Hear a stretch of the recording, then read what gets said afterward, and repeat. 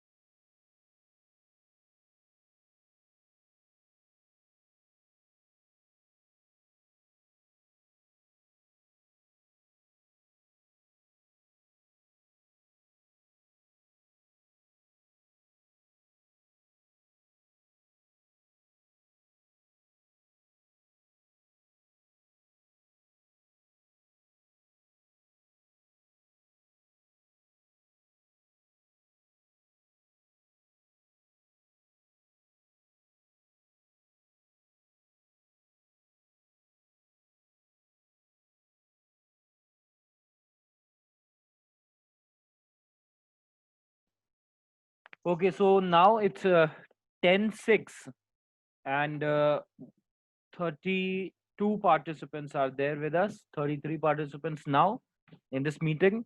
Um I really hope that my voice is audible to all of you and I'm speaking very loudly. So, if anyone who is not able to hear my voice properly, I request you to leave the meeting and join again. Hopefully, that would solve your problem. And now, let us start our discussion. Before this summer break started, we had completed two chapters, three chapters in history and two chapters in civics. Now, I just wanted to tell you that chapter number three in history, though we have discussed the chapter number 3 in history, that the title of the chapter is Neolithic Farmers and Herders. We have discussed this chapter, but the question answers won't be given from this chapter. Ishika, beta, close your video. Question answers chapter number 3 से नहीं दिए जाएंगे history के। तो मैं आपको question answers history के chapter number 3 के नहीं दूंगा। जब हम चैप्टर नंबर 4 पूरा कर लेंगे तब आपको क्वेश्चन आंसर्स दिए जाएंगे। अब आप ये भी पूछ सकते हैं कि सर अगर चैप्टर नंबर 3 एग्जाम में आना ही नहीं है, सिलेबस में है ही नहीं, तो आपने पढ़ाया क्यों? उसको पढ़ाने के पीछे वजह ये थी कि चैप्टर नंबर 4 जो है वो बिल्कुल कनेक्टेड है चैप्टर नंबर 3 से, और चैप्टर नंबर 3 कनेक्टेड है चैप्टर नंबर 2 से। तो अगर चैप्टर 3 मैं स्किप कर देता, मैं छोड़ देता और चैप्टर 2 से सीधे चैप्टर नंबर 4 पे आ जाता, तो आप लोगों की समझ में नहीं आता कि ये एकदम से इतना चेंज कैसे हो गया। तो उस चेंज को समझने के लिए हमने चैप्टर नंबर 3 को डिस्कस किया। अब हम चैप्टर नंबर 4 हिस्ट्री का पढ़ेंगे, लेकिन आज हम हिस्ट्री नहीं पढ़ेंगे बल्कि चैप्टर नंबर 3 सिविक्स का जल्दी से पूरा कर लेंगे। So we have already discussed 2 chapters in civics. हमने 2 चैप्टर्स पहले ही डिस्कस कर लिए हैं सिविक्स में। चैप्टर 1 डाइवर्सिटी हमने डिस्कस भी कर लिया है, उसके क्वेश्चन आंसर्स भी मैंने आपको भेज दिए हैं। Chapter number 2 prejudice and discrimination, ये हमने डिस्कस कर लिया है, लेकिन इसके क्वेश्चन आंसर्स मैंने आपको नहीं भेजे हैं। और चैप्टर नंबर 3 आज हम स्टार्ट करेंगे, जिसका नाम है गवर्नमेंट। और लेटेस्ट आपको कल शाम तक आपके क्वेश्चन आंसर्स मिल जाएंगे चैप्टर नंबर 2 सिविक्स के। और Rishabh is asking sir if any teacher, okay हाँ, ओके ओके, मैंने चैप्टर नंबर 2 के भी आपको सिविक्स के चैप्टर नंबर 2 के क्वेश्चन आंसर्स भी मैंने आपको भेज दिए हैं, प्रेजुडिस एंड डिस्क्रिमिनेशन के, जहां तक मुझे याद है। आप मुझे मैसेज में कंफर्म करके बताइए कि मैंने क्लास 6 के ग्रुप में आप लोगों को भेज दिए हैं ना ये question answers chapter number 2 civics के। Yes, Rishita is saying, sir, you have sent. Niyati, many students are saying, yes, you have sent. Okay. तो मैंने तक्ष ने शायद कल हमें कॉपी भेजी थी चेकिंग के लिए, तो मैंने तक्ष की कॉपी तो चेक करी थी एंड तक्ष ने काम अच्छे से किया था। तो चैप्टर नंबर 2 के भी क्वेश्चन आंसर्स दिए जा चुके हैं। अब हम चैप्टर नंबर 3 सिविक्स का स्टार्ट करते हैं, ठीक है। जिन लोगों के पास अभी तक बुक सेट नहीं आया है, यानी जिन स्टूडेंट्स ने अभी तक बुक्स नहीं खरीदी हैं, वो अपने अपने रिस्पेक्टिव क्लास टीचर से कह दीजिए, उनसे नंबर्स ले लीजिए, ताकि आप बुक सेट ऑर्डर कर सकें और आपको बुक्स मिल सकें। क्योंकि अब समर ब्रेक खत्म हो गया है और अब पढ़ाई काफी तेज जाएगी, काफी स्पीड में हम लोग चलेंगे, because exams are approaching and we have to be ready before the exams are just the next door. So let us start the discussion now. Those who have still not purchased the books, I have told you, contact your class teachers, और उसके अलावा भी अगर कोई problem face करते हैं तो आप मुझे भी कांटेक्ट कर सकते हैं। Sir if any teacher give us question and answer, so what will we do? Rishabh का सवाल शायद ये है कि अगर अब हमारे पास नोटबुक्स नहीं है और किसी टीचर ने क्वेश्चन आंसर्स दिए हैं तो हम कैसे करेंगे? तो बेटा in that case you just wait for the notebooks to be returned to you and then write the question answers in your notebooks. Till that time, obviously, you cannot do anything because you have not been returned your notebooks. It will take 2-3 days for you to get back get your notebooks back. So till that time, it's all right. Just keep the question and answers with you, so that as soon as you get your notebooks back, you do not miss to write those question answers, to copy those question answers in your notebook. Now, let us start chapter number 3 of civics, which is known as government. The title of the chapter is our government. Our government का मतलब है हमारी सरकार। आपने कई बार newspaper में भी सुना होगा और आपने कई बार लोगों को भी बात करते हुए देखा होगा, आए दिन आम तौर पर लोग बात करते ही हैं कि हमारी सरकार ने ये फैसला लिया है कि ऐसा किया जाएगा। हमारी सरकार कुछ कर नहीं रही है, या हमारी सरकार क्या कर रही है, या हमारी सरकार ने एक बहुत बड़ी कामयाबी हासिल करी है। सरकार ने ये फैसला किया है कि सारे सरकारी स्कूलों को दोबारा से बनाया जाएगा। सरकार ने ये फैसला किया है कि सारे सरकारी अस्पतालों में लोगों का कोरोना वायरस का भी मुफ्त में इलाज किया जाएगा। सरकार ने ये फैसला किया है कि कोई भी स्कूल 31 जुलाई तक नहीं खोला जाएगा। सरकार ने ये फैसला किया है कि मॉल्स और जो होटल्स हैं, malls, hotels and cinema houses, cinema theatres, ये 31 जुलाई तक बंद रहेंगे। तो हम इतनी बार दिन में कोई भी दिन ऐसा नहीं जाता होगा जिस दिन हम सरकार, ये जो शब्द है सरकार या गवर्नमेंट, हमारी गवर्नमेंट ने ये फैसला किया है, ये दो शब्द गवर्नमेंट या हिंदी में सरकार, ये आप नहीं सुनते हो, ऐसा कोई भी दिन नहीं जाता होगा। आमतौर पे हर रोज ऐसा होता होगा कि कोई ना कोई इंसान, चाहे आपके टीचर, चाहे आपके पेरेंट्स, चाहे न्यूज चैनल वाले, चाहे अखबार में, न्यूज़पेपर में, चाहे आपके पड़ोसी, मोहल्लेदार, दोस्त, व्हाट्सएप पे जो फॉरवर्ड मैसेजेस आते हैं उसमें, कहीं ना कहीं, या फेसबुक पे लोगों के व्हाट्सएप स्टेटसेस पे, कहीं ना कहीं आप ये शब्द सरकार या ये शब्द गवर्नमेंट जरूर सुन लेते होंगे या पढ़ लेते होंगे। तो आखिर ये सरकार है क्या, और ये सरकार कौन बनाता है, और सरकार में कौन लोग होते हैं, उनके बारे में हम थोड़ा बहुत हल्का फुल्का समझने की कोशिश करेंगे इस चैप्टर में। मैं चाहता हूं कि सारे स्टूडेंट्स एकदम फुल अटेंशन के साथ मेरी तरफ ध्यान दें। और पहले इस बात को, अगर आप लोगों को मेरी आवाज नहीं आ रही है, किसी भी स्टूडेंट को, if anybody is not able to hear my voice properly, तो एक बार मीटिंग छोड़ के जल्दी से रीजॉइन कर लेना, और मुझे उम्मीद है कि आपकी प्रॉब्लम सॉल्व हो जाएगी। और अगर तब भी ना हो तो आप मुझे जरूर इन्फॉर्म कर देना। Shubhi, just stop your video बेटा, because videos are not allowed. Video ज्यादा इंटरनेट यूज करती है और इस वजह से कंफ्यूजन होता है। Okay, so Ujjwal and all of you, please don't start your videos.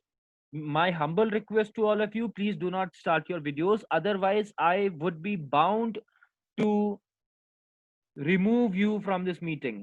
आप mistakenly करो या कैसे करो, उज्जवल, I can see that you have still started your video.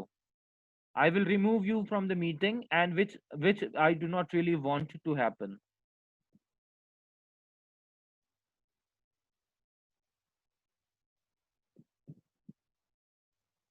Okay. सो हम बात कर रहे थे सरकार के बारे में। हम कोशिश करेंगे कि इस क्लास में हम ये चैप्टर पूरा कर दें। छोटा टॉपिक है, छोटा चैप्टर है और इंटरेस्टिंग चैप्टर है। तो बात चल रही थी सरकार की। सरकार कौन होती है? किसी भी देश में रूल करने वाले जो लोग हैं, उनके ग्रुप को सरकार कहा जाता है, गवर्नमेंट कहा जाता है। यानी सरकार वो अथॉरिटी होती है। अथॉरिटी का मतलब कोई भी पावरफुल ऑर्गेनाइजेशन या भी कोई भी powerful group. So sarkar or government is an authority. It's a powerful group of people who have the power to make laws for the country. Government कहते हैं सरकार को, और सरकार कहते हैं या तो एक इंसान या लोगों के ग्रुप को, जिनके पास ये पावर होती है कि वो कानून बनाते हैं, वो पॉलिसीज बनाते हैं। उनके पास ये पावर होती है कि वो प्लान डिसाइड करते हैं कि हमारी देश में क्या होगा और क्या नहीं होगा, और उन कानूनों को बनाने के बाद उसको एनफोर्स करवाते हैं। एनफोर्स का मतलब होता है उसको फॉलो करवाते हैं, और अगर कोई उन कानून को फॉलो नहीं करता है तो उसको फिर सजा दी जाती है। ठीक है, ये होती है सरकार। सरकार, जैसे फिलहाल हमारे देश में जो सरकार है, तो हमारे देश की जो सरकार है इस समय, उसको रन करने वाली जो पार्टी है उसका नाम है बीजेपी पार्टी। 2014 से पहले, यानी 2014 से पहले जो सरकार थी हमारे पूरे देश की, यानी सेंट्रल गवर्नमेंट जो थी, जिसे हम केंद्र सरकार कहते हैं, that was obviously that was Congress. हमारे स्टेट में, यूपी स्टेट में, पहले बीजेपी, अभी बीजेपी रूल कर रही है, इससे पहले समाजवादी पार्टी रूल कर रही थी, उससे पहले बीएसपी रूल कर रही थी। तो हम जो ये वर्ड लगाते हैं रूल कर रही थी, तो रूल करने वाले जो लोग हैं इनको गवर्नमेंट कहा जाता है, इनको सरकार कहा जाता है। ये इनके पास ये पावर होती है कि ये डिसाइड करते हैं कि हमारे देश में क्या होगा या क्या नहीं होगा, कौन कौन से कानून फॉलो किए जाएंगे और क्या क्या कानून फॉलो किए जाएंगे, किस किस के लिए सरकार क्या क्या मदद प्रदान करेगी, और इसके अलावा क्या क्या काम करेगी, उसके बारे में तो हम अभी अगले टॉपिक में समझ लेंगे। तो फिलहाल जो हमारा टॉपिक था वो था व्हाट इज गवर्नमेंट। गवर्नमेंट क्या है? गवर्नमेंट, मैंने आपको बताया कि गवर्नमेंट एक आदमी का रूल या पूरे ग्रुप का रूल, जिसके पास ये अथॉरिटी होती है, यानी पावर होती है to make and enforce laws. Laws बना सकें और लॉज को अप्लाई करवा सकें फॉर अ कंट्री और एरिया, या तो पूरे देश के लिए या फिर स्टेट के लिए, एरिया के लिए। फॉर एग्जांपल, स्टेट गवर्नमेंट्स अलग होती हैं तो सिर्फ स्टेट पे रूल्स बना सकती हैं, सेंट्रल गवर्नमेंट पूरे देश के लिए रूल बना सकती है। सो गवर्नमेंट, मुझे उम्मीद है कि आप सब लोगों को समझ में आ गया होगा। गवर्नमेंट क्यों जरूरी होती है? गवर्नमेंट इसलिए जरूरी होती है because it is needed for the smooth functioning of any country और कम्युनिटी। देखिए, अगर मान लीजिए हमारे देश में कोई सरकार नहीं होती तो सड़कें कौन बनाता? तो सरकारी अस्पताल कौन बनाता? सरकारी स्कूल कौन बनाता? हमारी सड़कों पे, हमारी गलियों में जो ट्रैफिक, हमारी गलियों में जो स्ट्रीट लाइट्स लगी हुई होती हैं, वो लाइट्स कौन लगाता? हम तक लाइट पहुंचाने का, बिजली पहुंचाने का, इलेक्ट्रिसिटी पावर सप्लाई पहुंचाने का काम कौन करता? हमें जो डाक की सर्विसेज होती हैं, यानी पोस्ट सर्विसेज होती हैं, वो कौन पहुंचाता? और सरकार, सिर्फ अमीर लोग ही बैंक में अकाउंट्स खोल पाते, गरीब लोग अपने खाते कहाँ पे खोलते, यानी सरकारी बैंक कौन चलाता? सरकारी बसेस कौन चलाता, ट्रांसपोर्ट, जैसे हम यूपी स्टेट की जो बसेस होती हैं, अगर हम यहाँ से दिल्ली जाना चाहते हैं, मुरादाबाद जाना चाहते हैं, तो हम बस स्टेशन पे जाएंगे, वहां से बस में बैठकर जा सकते हैं। तो बस स्टेशन पे जो बसेस चलती हैं वो सरकारी बसेस चलती हैं। या अगर हमें एक जगह से दूसरी जगह बहुत दूर जाना है, तो ट्रेन कौन चलाता, पटरियां कौन, रेलवे ट्रैक्स कौन बिछाता, ये सारी चीजें करने का काम है सरकार का। इसीलिए सरकार को ये पावर दी गई है कि सरकार फैसले ले सकती है हमारे लिए, कि हमारे लिए क्या बेहतर है और क्या गलत है। और इस तरीके से हम पूरे देश के जितने भी देशवासी हैं, वो अपना समर्थन किसी सरकार को दिखाते हैं, किसी पार्टी को दिखाते हैं, उस पार्टी को सरकार में बिठाते हैं, यानी उस पार्टी को वो पावर में बिठाते हैं। और हम पावर में बिठाते हैं, और बिठाने के बाद हम उनसे एक्सपेक्ट करते हैं कि वो अब हमारे लिए ये सेवाएं करेंगे। अगर ऐसा नहीं होता और सिर्फ सब लोग अपना अपना सही करने में लगे रहते कि अपने घर के आगे की सड़क सही कर लें, या अपने घर के आगे की बिजली सही कर लें, वगैरह वगैरह, तो सिर्फ हम अपना ही भला कर पाते, पूरे देश का भला नहीं हो पाता। इसीलिए पूरे देश का भला करने के लिए एंड पूरे देश के लिए फैसले लेने के लिए, जेलों में बंद करने के लिए क्रिमिनल्स को, और जो गरीब लोग हैं या जो बेसहारा लोग हैं उनको इंसाफ दिलवाने के लिए हमें किसी एक पावरफुल अथॉरिटी की जरूरत होती है, और वो जरूरत पूरा करती है सरकार। इसीलिए a government is necessary for smooth functioning of any country or community। एक सरकार की जरूरत होती है, इसलिए जरूरत होती है ताकि स्मूथ फंक्शनिंग हो सके, सही तरीके से सारी चीजें चल सकें किसी भी देश की या किसी लोगों के ग्रुप की। इट मेक्स लॉज, सरकार लॉज बनाती है, इम्प्लीमेंट्स देम, उन्हें अप्लाई करती है, उन्हें इम्प्लीमेंट करती है, कानून लागू करती है, and also ensures that the laws are followed, और इस बात का भरोसा रखती है कि कानून, इस बात का ध्यान रखती है कि कानून को फॉलो किया जाए, सो दैट द सोसाइटी में function in a disciplined manner, ताकि हमारा पूरा समाज एक डिसिप्लिन्ड मैनर में काम कर सके, यानी सही तरीके से डिसिप्लिन के दायरे में रह के डिसिप्लिन के साथ सारा समाज काम कर सके। अगर सरकार नहीं होती तो कोई सजा देने वाला नहीं होता, कोई कानून बनाने वाला नहीं होता। अगर कोई सजा देने वाला या कानून बनाने वाला नहीं होता, तो जाहिर सी बात है कि कानून के कोई भी इंसान कुछ भी क्राइम कर रहा होता, और उस क्रिमिनल को जेल में डालने वाला कोई भी नहीं होता। इसीलिए पूरे समाज डिसिप्लिन के दायरे में रह के काम करे, लॉज को फॉलो करे, कोई भी कानून का उल्लंघन ना करे, उसके लिए सरकार बनाई जाती है।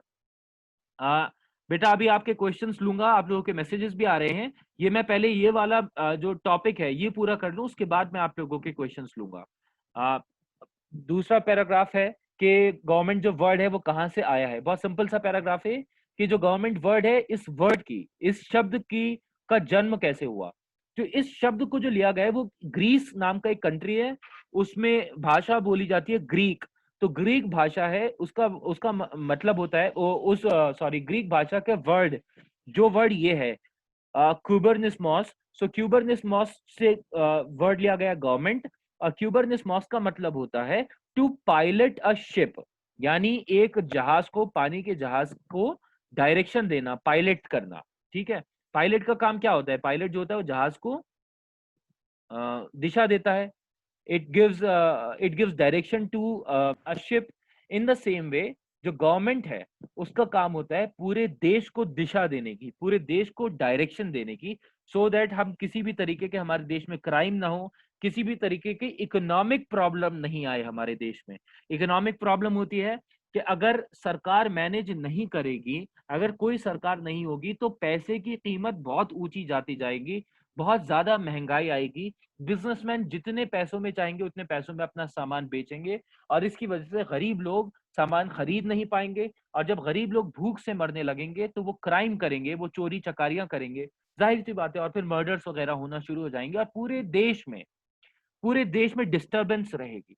उस सब को मैनेज करने के लिए हमारे देश में, हर देश में सरकार की जरूरत होती है, गवर्नमेंट की जरूरत होती है। मैंने पिछले टॉपिक में आपको फंक्शंस ऑफ गवर्नमेंट पढ़ाया। बेटा मुझे एक सेकंड दीजिए, just give me a minute, I am getting an important call from student.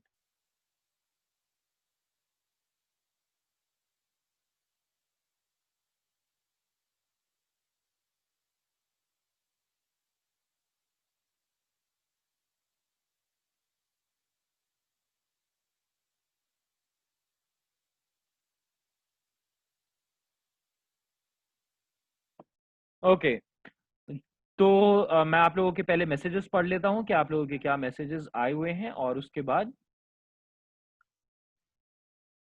Yes Akshita, आप मीटिंग अगर आपको प्रॉब्लम हुआ करे तो आप बिना परमिशन लिए मीटिंग छोड़ के दोबारा ज्वाइन कर लिया कीजिए, ठीक है। जिस किसी को भी आवाज नहीं आया करे वो मीटिंग छोड़ के दोबारा ज्वाइन कर लिया कीजिए। देवांश कह रहे हैं sir government can do anything. Yes Devansh, अभी मैं आप लोगों के मैसेजेस पढ़ लेता हूं, जिसके और भी कोई क्वेरी हो तो आप मुझे मैसेज में भेज दीजिए। गवर्नमेंट कुछ भी करती है, लेकिन गवर्नमेंट भी कानून के दायरे के अंतर्गत करती है। यानी गवर्नमेंट के लिए भी कानून बनाए गए हैं संविधान के अंदर। जब हमारे देश में कॉन्स्टिट्यूशन बनाया गया आजादी के बाद इन द ईयर 1950, 1950 में वो संविधान जब से लागू हुआ, हम इसीलिए 26 जनवरी हर साल 26 जनवरी को रिपब्लिक डे मनाते हैं। और रिपब्लिक डे मनाने के पीछे यह है कि 26 जनवरी 1950 को, यानी 26 जनवरी को 1950 ईयर में हमारे देश में संविधान लागू कर दिया गया था, और उस संविधान में सारे कानून लिखे हुए हैं हर एक इंसान के लिए। सरकार के लोगों के लिए भी लिखे गए हैं जो सरकार को चुनते हैं, और सरकार के लिए भी लिखे गए हैं जो लोगों के लिए काम करती है, कि प्राइम मिनिस्टर की पोजीशन क्या होगी, प्राइम मिनिस्टर किन किन चीजों में फैसले ले सकते हैं, अगर प्राइम मिनिस्टर कुछ गलत करते हैं तो उनके खिलाफ क्या एक्शन हो सकता है, या प्रेसिडेंट कुछ गलत करते हैं तो उनके खिलाफ क्या एक्शन हो सकता है। वो सारी चीजें, all those things are written in the constitution. So government can do anything, but that thing should be within the permission of the constitution. Okay, अभी आते हैं देवांश का क्वेश्चन ले लिया मैंने। Rishita is saying sir law mean order. Law का मतलब होता है कानून। हमारे देश में कानून होते हैं ना, हर चीज के लिए कानून बनाए गए हैं। जैसे बच्चों के लिए कानून है कि 6 to 14 years ऑफ एज के जो स्टूडेंट के जो बच्चे हैं, उनके लिए कानून है कि उनसे कोई भी दुकानों पे काम नहीं करवा सकता, बल्कि उनका राइट है एजुकेशन के लिए। So they have got the right to education and nobody can force them to go and earn money till the time they are of the age 14 years. Krish is saying, sir, please explain again because your voice was not clear to me. बेटा मैं आपको recording भेज दूंगा, आप recording सुन लेना एक बार और फिर मैं आपको बता दूंगा। नक्श Singh sir, if government does not improve country. Okay, नक्श का सवाल अच्छा है, लेकिन नक्श का सवाल का जवाब मैं थोड़ा बाद में दूंगा। नक्श ने कहा कि अगर सर सरकार अगर गवर्नमेंट हमारे देश को इम्प्रूव ही नहीं करती है तो क्या करेंगे। इसका एक सिंपल सा सॉल्यूशन बताता हूँ नक्श, वो ये है कि कोई भी हमारे देश में डेमोक्रेसी है। डेमोक्रेसी का मतलब है हम खुद अपनी सरकार को चुनते हैं, और सरकार अगर अच्छा काम नहीं करती है तो 5 साल बाद उसी सरकार को हम हटा देते हैं और किसी और सरकार को चुन लेते हैं। यानी जिस पार्टी को हमने अभी जिता के इलेक्शन में जिता के सरकार बनाया है, उस पार्टी ने अगर अच्छा काम नहीं किया तो 5 साल बाद जब दोबारा इलेक्शन होंगे तो इस सरकार को हम हटा देंगे, इस पार्टी को हम हरा देंगे और दूसरी पार्टी को हम जितवा के उसको सरकार बना देंगे। तो उम्मीद की जाती है कि उससे जो दूसरी सरकार है वो हमारे देश की कंडीशन को इम्प्रूव करेगी। Ishika is saying sir I had to leave the meeting 2 times। Okay Ishika, तो मैं आज रिकॉर्डिंग आप लोगों को भेज दूंगा, और मुझे लग नहीं रहा है 25 मिनट हो चुके हैं कि आज चैप्टर पूरा हो पाएगा, लेकिन जितना भी कवर हो पाए उतना अच्छा है। What is the meaning of individual. Individual का मतलब होता है तक्ष, एक आदमी। ग्रुप ऑफ पीपल मतलब लोगों का ग्रुप, और इंडिविजुअल का मतलब एक आदमी, 1 person। Okay Adhir, stop video. I don't know why do people start your videos again and again. Yes Devansh, इसके बारे में बात करेंगे। देवांश कह रहे हैं सर इलेक्शंस क्या हर 5 साल में होते हैं। Yes, elections happen after every 5 years। Rishita, do you have any question to ask. Ishika and Rishita, बेटा अगर आप लोगों के कोई क्वेश्चन है तो हैंड डाउन कीजिए और मुझे जूम चैट में भेजिए क्वेश्चन। ओके, अभी हम लोग आगे बढ़ते हैं। मैंने अभी तक बच्चों जिन लोगों को आवाज मेरी क्लियरली नहीं आई है उनके लिए बता रहा हूं, मैं दोबारा से ब्रीफ में बता रहा हूं कि गवर्नमेंट का काम होता है हमारे देश में। गवर्नमेंट उस पावरफुल अथॉरिटी को कहते हैं चाहे वो एक आदमी हो, एक कभी कभी एक आदमी भी पूरी सरकार बनाता है, जैसे कि राजा महाराजा, उनके पास पूरी ताकत होती है, एक आदमी के पास ताकत होती है। और कभी कभी ग्रुप ऑफ पीपल सरकार बनाता है, जैसे कि डेमोक्रेसी में होता है कि हमारे यहाँ एक प्राइम मिनिस्टर होते हैं, एक प्रेसिडेंट होते हैं, तो अब बहुत सारे मिनिस्टर्स होते हैं और उसके बाद बहुत सारे एमपीज और एमएलएज होते हैं और वो मिलकर सरकार बनाते हैं। तो गवर्नमेंट जरूरी नहीं है कि लोगों का ग्रुप मिलके बनाए, कभी कभी गवर्नमेंट एक आदमी के पास भी होती है, जैसे कि राजा महाराजा अकेले होते हैं और उनके हाथ में सारी पावर होती है, वही डिसाइड करते हैं कि क्या करना है और क्या नहीं करना है, वही डिसाइड करते हैं कौन से कानून बनना है नहीं बनना है। सो गवर्नमेंट कहते हैं उस ग्रुप को या उस इंसान को जिसके हाथ में सारी ताकत है लॉज बनाने की और उनको अपने देश में, अपने कंट्री में, अपने किंगडम में इंप्लीमेंट करने की। और दूसरा मैंने आपको बताया था कि गवर्नमेंट इसलिए जरूरी होती है क्योंकि गवर्नमेंट सारे कानून बनाती है, उनको अप्लाई करती है, सारी पॉलिसीज बनाती है, उनको अप्लाई करती है, जिससे पूरे देश का भला होता है। अगर गवर्नमेंट नहीं होती तो पूरे देश में कोई भी इंसान कानून को फॉलो नहीं करता और डिसिप्लिन मैनर में कोई भी जिंदगी नहीं जीता, जिससे इतनी ज्यादा डिस्टर्बेंस हो जाती है और क्राइम रेट बहुत ज्यादा बढ़ जाता। साथ ही साथ मैंने आपको बताया था कि गवर्नमेंट जो वर्ड है वो ग्रीक वर्ड क्यूबरनिस्मोस से लिया गया है, और क्यूबरनिस्मोस का मतलब होता है टू पायलट अ शिप, एक किसी भी शिप को पायलट करना, यानी किसी भी शिप को डायरेक्शंस दिखाना। और ये माना जाता है कि अगर हमारा पूरा देश एक शिप के समान है तो उस शिप को डायरेक्शन देने वाला जो पायलट है वो गवर्नमेंट होती है। गवर्नमेंट हमारे देश को दिशा देती है, हमारी गवर्नमेंट डिसाइड करती है कि हमारे देश के लोग बेहतर जिंदगी जी सकें, क्राइम, वॉर और महंगाई की मार से दूर रह सकें। अब बात आती है कि हमारे जो सरकार होती है, कोई भी पार्टी अगर वो सरकार बनाती है तो उसके क्या क्या काम होते हैं, उन कामों को कहा जाता है फंक्शन। ओके। फंक्शंस काम को कहते हैं कि क्या क्या काम है, तो काम का मतलब होता है फंक्शंस। तो सरकार के क्या क्या फंक्शंस होते हैं वो हम इन 4-5 पॉइंट्स को समझने की कोशिश करेंगे जल्दी जल्दी, ताकि आज हम कुछ सब्सटेंशियल पार्ट पूरा कर सकें। सरकार के ये कुछ 8-10 मेन मेन काम होते हैं। पहला होता है देश में किसी भी तरह का कानून बनाना, और ये इंश्योर करना, इस बात को श्योर करना कि सारे लोग जो उस देश में रह रहे हैं वो कानून को फॉलो करें। So to make laws and ensure that people living in a country follow them. इसी तरीके से हमारे देश में किसी भी तरीके का इंफ्रास्ट्रक्चर जो है वो सरकार बनाती है। अब सवाल आती है, बेटा जिसको आवाज क्लियर नहीं आ रही है कोशिश करो कि आप बैठे रहो सेशन में, मीटिंग में, और सुनते रहो। और मैं आप लोगों को मीटिंग ओवर होने के बाद ये जो सेशन का रिकॉर्डिंग है वो भेज दूंगा, तो आप लोग आराम से उस सेशन को सुन लीजिएगा, ठीक है? ओके। सो हैंड्स डाउन कर लीजिए जिनको मेरी आवाज नहीं आ रही है, मैं उनको रिकॉर्डिंग भेज दूंगा। Yes Rishita, take the screenshot of the attendance of students. Okay. हमारे देश की इंफ्रास्ट्रक्चर को इंप्रूव करना। अब इंफ्रास्ट्रक्चर का मतलब क्या होता है? इंफ्रास्ट्रक्चर का मतलब होता है देश में सड़कें अच्छी हों, नालियां साफ हों, साफ पानी की सुविधा हो, सबको बिजली पहुंचती हो, सारे गांव में, हर शहर में बिजली आती हो, इलेक्ट्रिसिटी आती हो, लोगों के पास हेल्थ केयर यानी हॉस्पिटल्स की फैसिलिटी हो, अच्छे अच्छे सरकारी स्कूल बने हुए हो, ये सब इंफ्रास्ट्रक्चर में आते हैं।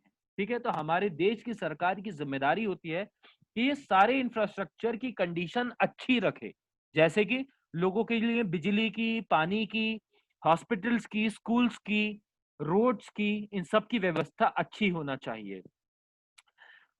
तीसरा फंक्शन होता है to prevent crime and maintain law and order. कोई भी क्राइम अगर कोई क्रिमिनल कर रहे हैं तो उन क्राइम को रोका जाए, क्रिमिनल्स को पकड़ा जाए, उनको सजा दी जाए, और उस सजा के बारे में लोगों को भी बताया जाए, ताकि बचे हुए लोग जो क्राइम करने के बारे में सोच रहे थे वो भी क्राइम ना करें, उन्हें पता चल जाए कि क्राइम करने का क्या नतीजा होता है। तो अगर कानून बनाया जाता है तो उसके साथ साथ सजा देना भी बहुत ज्यादा जरूरी होती है, ताकि लोग ये समझ पाए कि अगर कानून तोड़ेंगे तो उनको सजा मिलेगी। तो ये काम भी सरकार का होता है। चौथा है to protect the country from foreign invasions, यानी बाहर के लोग, दूसरे देश के लोग हमारे देश के ऊपर हमला ना करें, हमारे देशवासियों को उन हमलों से बचाया जा सके। इसका हाल फिलहाल का एग्जाम्पल आप सब लोगों को मालूम है कि चाइना ने हमारे देश की जमीन पे घुसने की कोशिश करी थी और उसी कोशिश को नाकाम किया हमारे देश की सरकार ने, हमारे देश की फौज के, आर्मी के साथ मिलके। तो हमारे देश की आर्मी को जब हुक्म आया हमारे देश की सरकार से कि किसी भी चाइनीज फौजी को एंट्री ना दी जाए, और अगर कोई चाइनीज एंट्री कर रहा है तो उसको गोली मार दी जाए। चाइनीज आर्मी का कोई इंसान अगर एंट्री कर रहा है तो उसको गोली मार दी जाए। तो ये जो फैसला था ये इसलिए था ताकि हमारे देश को बाहर के लोगों के हमले से बचाया जा सके, और इसी तरह से ये भी हमारे देश की गवर्नमेंट की रिस्पॉन्सिबिलिटी होती है कि हमारे देश को बाहरी हमलों से बचा सकें। To build bridges, dams, canals and highways, ये एक और इम्पॉर्टेंट फंक्शन होता है गवर्नमेंट का। कि देखिए, बड़े बड़े डैम्स, जो पानी के डैम्स होते हैं जिससे बिजली बनाई जाती है, बड़े बड़े ब्रिजेस यानी पुल, और कैनाल्स, कैनाल्स कहते हैं जो नहर होती है। आपने देखा होगा कि नदियों से पानी को काट के नहर बना दी जाती है, जो गांव गांव में पतली पतली नदी जा रही होती है उसे नहर कहते हैं। तो नहरें बनाना, और यहाँ से अगर हम दिल्ली जाते हैं या यहाँ से हम बरेली जाते हैं तो जो हाईवेज बनाए गए हैं वो हाईवेज बनाना, ये हम तो आम इंसान तो नहीं बना सकता ना कि हम लोग चंदा इकट्ठा कर ले और फिर हम जाकर के रोड बनाना शुरू कर दें। ये बनाने की जिम्मेदारी सरकार की होती है। ब्रिजेस बनाना, बड़े बड़े डैम्स बनाना, कैनाल्स बनाना और हाईवेज बनाना, ये सारी जिम्मेदारी हमारे देश की सरकार की होती है। रितेश बेटा, अगर कोई सवाल है तो आप मुझे यहाँ भेज दीजिए, हैंड रेज मत रखिए बेटा। इसी के साथ साथ ट्रांसपोर्ट फैसिलिटीज प्रोवाइड करना, जैसा मैंने आपको बताया था कि बसेस, रेलवेज और एयरवेज, ये आमतौर पे आप देखेंगे कि हमारे देश में सही पैसों पे, सही रेट्स पे सरकार चलाती है। जैसे एयरवेज का एक एग्जांपल ले लेते हैं। जो हवाई जहाज होते हैं बच्चों, हवाई जहाज सिर्फ सरकारी कंपनीज के नहीं होते हैं बल्कि प्राइवेट कंपनीज के भी होते हैं। लेकिन जितने भी एरोप्लेन्स होते हैं जो प्राइवेट कंपनीज के होते हैं, उनका टिकट बहुत महंगा होता है, और आम इंसान उसमें ट्रैवल नहीं कर सकता। और अगर आम इंसान को कहीं दूसरी जगह जल्दी में जाना है, उसको जल्दी पहुंचना है, किसी बहुत दूर जाना है, जैसे मान लीजिए हमें चेन्नई जाना है यहाँ से, तो अगर हम ट्रेन से जाएंगे तो हमें 2 दिन का समय लगेगा, और हमें आज ही आज में अगर पहुंचना है तो हम एयरपोर्ट जाके किसी सरकारी जो कंपनी है, एयरवेज की कंपनी है, हम उसका टिकट ले सकते हैं और हम कम पैसों में जा सकते हैं।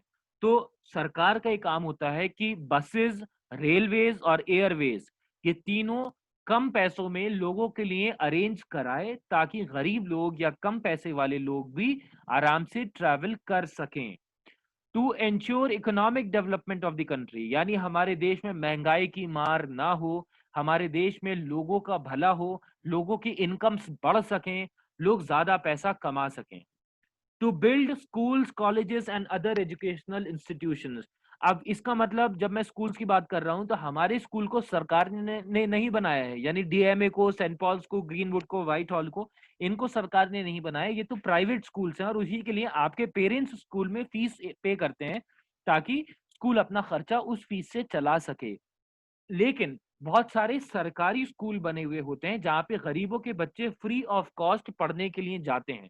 और आपको जान के हैरानी होगी कि हमारे इंडिया में तो अभी इतने अच्छे सरकारी स्कूल नहीं बन पाए हैं क्योंकि हमारे देश में बहुत ज्यादा पॉपुलेशन है, जिसकी वजह से हमारे देश में बहुत सारे स्कूल्स बनाना पड़ते हैं।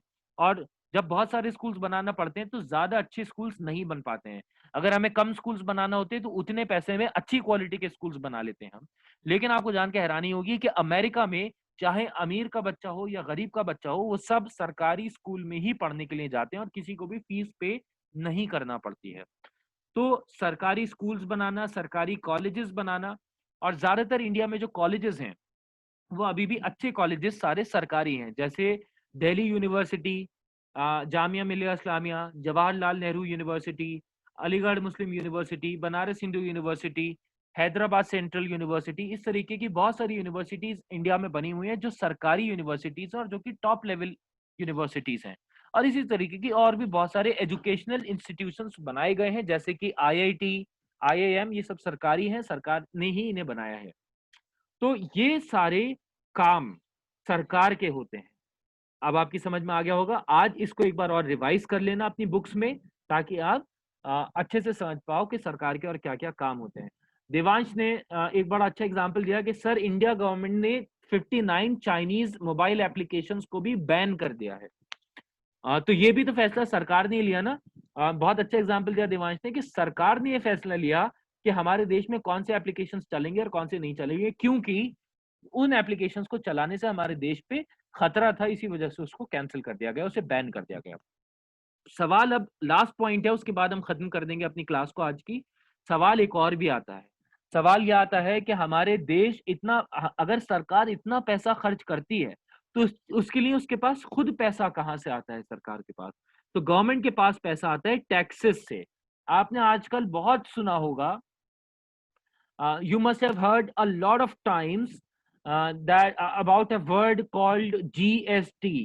आपने बहुत बार सुना होगा जीएसटी जीएसटी जीएसटी। तो जीएसटी जो है वो जिसे गुड्स एंड सर्विस टैक्स कहा जाता है, ये टैक्स सरकार लेती है।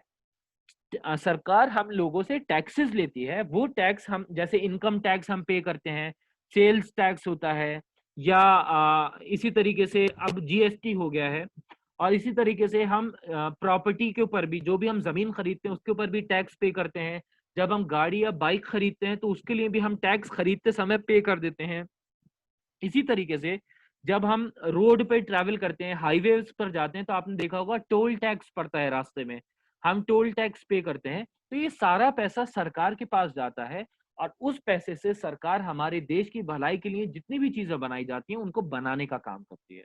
तो इनकम टैक्स से फायदा क्या होता है? जो अमीर लोग हैं, जो ज्यादा पैसा कमा रहे हैं, जब वो टैक्स पे करते हैं, उस टैक्स से गरीबों के लिए सुविधाएं बनाई जाती हैं। जैसे गरीबों के लिए स्कूल्स बनाए जाते हैं, रोड्स, गांव गांव में रोड्स और बिजली पहुंचाई जाती है। तो ये सारी चीजें टैक्सेस के थ्रू होती हैं। तो सबसे बड़ा सोर्स जो इनकम का गवर्नमेंट के लिए होता है वो होता है टैक्सेस। और टैक्सेस के फिर मैंने आपको बताया अलग अलग टाइप्स होते हैं, जैसे लैंड टैक्स जिसे हम प्रॉपर्टी टैक्स भी कहते हैं, इनकम टैक्स है, सेल्स टैक्स है, अब जीएसटी है, इसी की तरह रोड टैक्स है जो हम टोल टैक्स पे करते हैं, इस तरीके के टैक्सेस।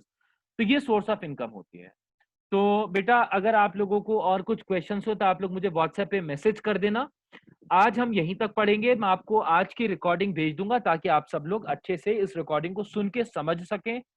आज जो मैंने आपको पढ़ाया है ये पूरा पेज, इस पूरे पेज को आप एक बार खुद भी रीडिंग कर लेना और कुछ कंफ्यूजन हो तो मुझसे जरूर पूछ लेना। So thank you everyone.